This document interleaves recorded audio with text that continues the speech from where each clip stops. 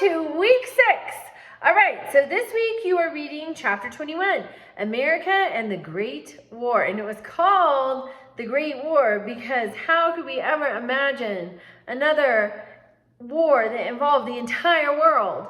But unfortunately, the Great War wound up being World War I because it was followed up by World War II, and largely because of the failings of the Treaty of Versailles, the formal ending to World War I. So you are reading about that this week in chapter 21. At the end of the chapter, in the recall and reflect questions, I want you to answer all 5. I want you to pay attention as you go through this chapter to President Wilson's 14-point speech, his idea for the League of Nations that his own Senate would not vote to join, and so ultimately the League of Nations fails. But we learned from our mistakes and we did join the United Nations, which you'll notice that was formed at the end of World War II, still around and functioning today.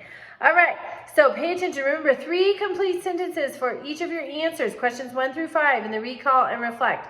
Then I have linked a little something from the Encyclopedia Britannica about the Panama Canal. You get introduced to the Panama Canal in this chapter. So there's a little bit of an assignment based on the readings in the Encyclopedia Britannica about the Panama Canal. And why am I especially focused on that right now? If you are watching the news, which you should be watching the news, all historians, anybody taking a history class needs to watch the news because current events come out of past events. History repeats. You will see history playing out before you on your news source. So watch the news. Something reputable. For example, I have always thoroughly enjoyed the Inquirer magazine, but it maybe is not something I would use in a term paper. It maybe is not something that I would rely on to be 100% factual. So when you're selecting your news source, pick something reputable and ideally something on both sides, because in 1987, the Reagan administration repealed the Fairness Doctrine that had been law since 1949.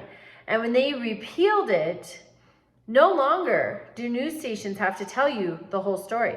They can just tell you their side, what they think is important, and that shapes the news. And it takes something from truth, raw truth, to something that's maybe agenda driven. And so I really recommend, sometimes it is very hard to listen to news from what we would call the other side of the aisle, but that is how you get the truth. It's like if you have 2 friends who have a dispute, you know, there's her side, his side, and the truth is somewhere in the middle.